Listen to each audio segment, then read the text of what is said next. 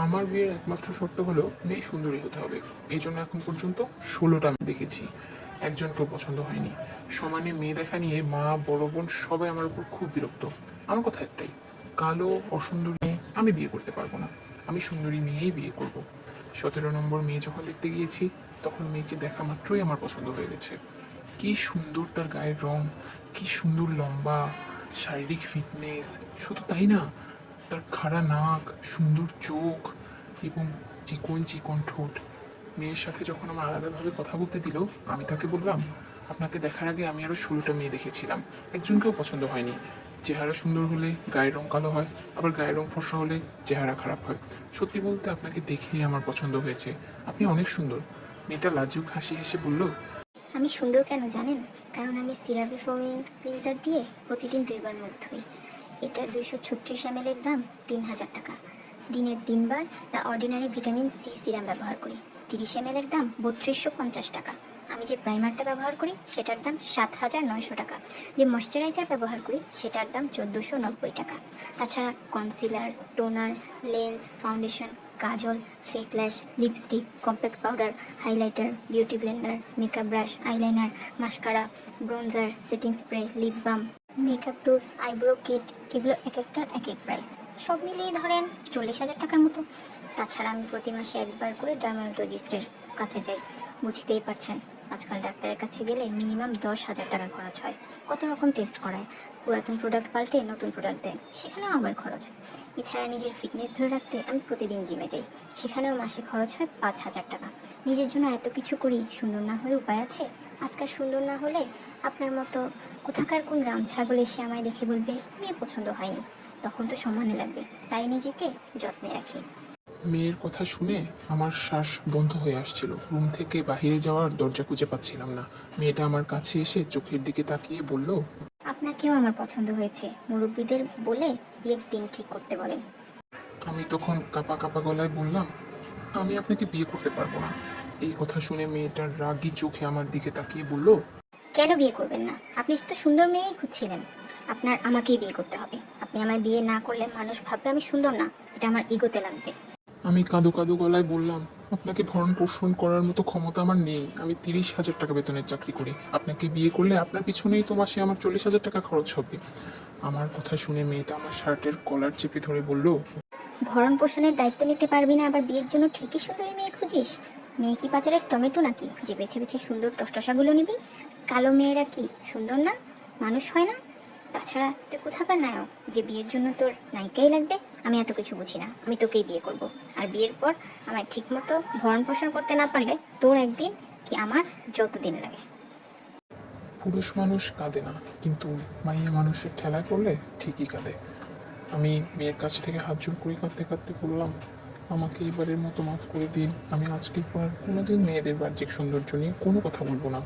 মেয়ের হাত পা ধরে কোনো রকম রুম থেকে ছাড়া পেয়ে ড্রয়িং রুমে এসে দেখি আমার মা আর বড় বোন এই মেয়ের সাথেই আমার বিয়ে ঠিক করে ফেলেছে।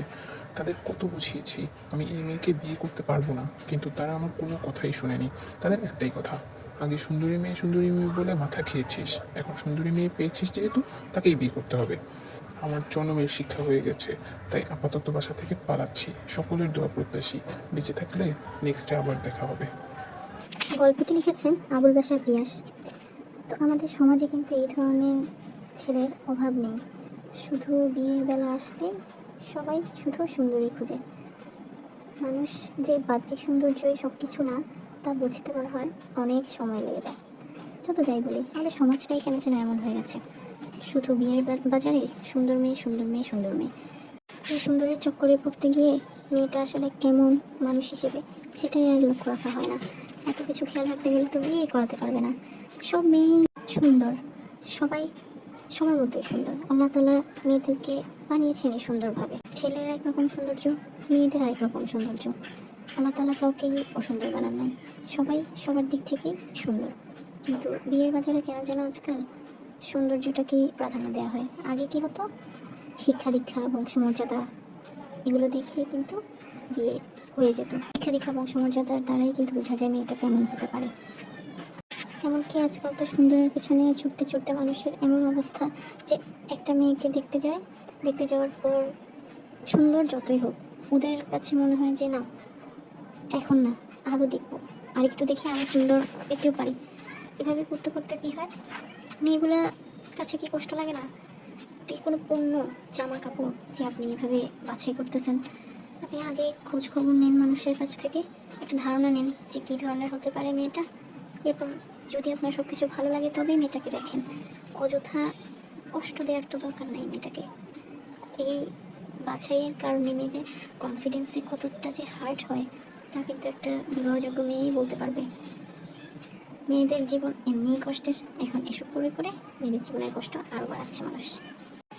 এবার কেকের ব্যাপারে বলি, এই কেকটা ছিল টুইন ভাই বোনের জন্য সম্ভবত, আমি শিওর না ওরা কি আসলে টুইন কিনা, তবে ভাই বোন দুজনের জন্য একই দিনে অনুষ্ঠান করছিলেন।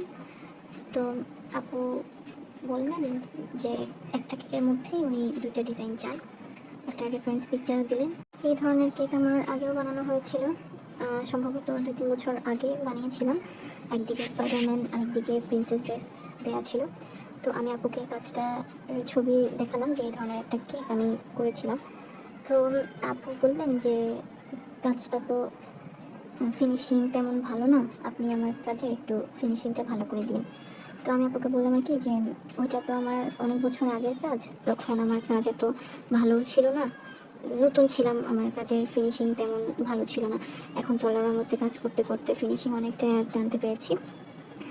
তো আপুকে আমার আর কিছু কাজের ছবি দিলাম যে আপনি দেখতে পারেন আমার কাজগুলো কেমন হয়। তো আপু চাচ্ছিলেন স্পাইডারম্যানের দিকটা যেন লাল কালারের হয়। তো আমি সবসময় সবাইকে লাল কালারটা অ্যাভয়েড করতে বলি। তাও পিচি সাইজের কোনো কেকের মধ্যে আপনারা নিতেও পারেন, কিন্তু বড় কেকগুলোর মধ্যে যেহেতু অনেক মানুষের আয়োজন থাকে, এই গাঢ় কালারগুলো অ্যাভয়েড করলে কিন্তু বেটার, যত হালকা নিতে পারেন। কেননা ব্র্যান্ডেড কালার যত ব্র্যান্ডেডই হোক, গাঢ় কালারের ক্রিম করার জন্য অনেক বেশি রঙের প্রয়োজন হয়, যার কারণে ওই ক্রিমটার রঙ কিন্তু আপনার হাতে মুখে লেগে একটা বিরক্তিকর একটা পরিস্থিতি তৈরি হয়ে যাবে। এই কারণে আমরা সবাইকে এটাই সাজেস্ট করি। তো আপু সেই অনুযায়ী বললেন যেন আমি আমার মতোই করে দিই।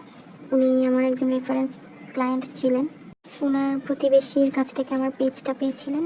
ওনার প্রতিবেশী কিছুদিন আগেই আমাদের কাছ থেকে ভ্যানিলা কেক নিয়েছিলেন একটা, তো ওনার খুব বেশি পছন্দ হয়েছিল, তাই ওনাকেও সাজেস্ট করেন আর উনিও অর্ডার করেন।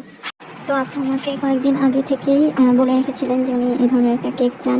সব কথাবার্তা বলা শেষে দেখলাম যে আপু কিছুই জানাচ্ছেন না। আমি বলেছিলাম 3 দিন আগে শিওর করে জানাতে হবে, যেহেতু বড় কেকের জন্য প্রিপারেশনটা আগে থেকে নিতে হয়। তো একদিন আগে আমি আপুকে মেসেজ দিলাম যে আপনি আমাকে শিওর করে দেন, নেন অথবা না নেন, কেন আমার একটা প্রিপারেশনের ব্যাপার আছে। তো আপু আমাকে কল করে জানালেন ওনার একজন রিলেটিভ হঠাৎ অসুস্থ হয়ে লাইফ সাপোর্টে চলে যায়, তাই উনি অনুষ্ঠানটা কি করবেন নাকি করবেন না ক্যান্সেলও হয়ে যেতে পারে, এই কারণে উনি আমাকে শিওর কিছু জানাতে পারছিলেন না। পরে সেদিন সকালে উনি খবর পান যে ওনার রিলেটিভ একটু বেটার আছে এখন, এই কারণে উনি আমাকে আবার কনফার্ম করে দেন। কিন্তু 4 পাউন্ড অর্ডার দেওয়ার কথা ছিল, উনি 3 পাউন্ড অর্ডার দেন, কেন অনেক গেস্ট আসবে না। কিন্তু ছিল এটা আমার কেকের ফাইনাল লুক। কেমন লেগেছে জানাবেন।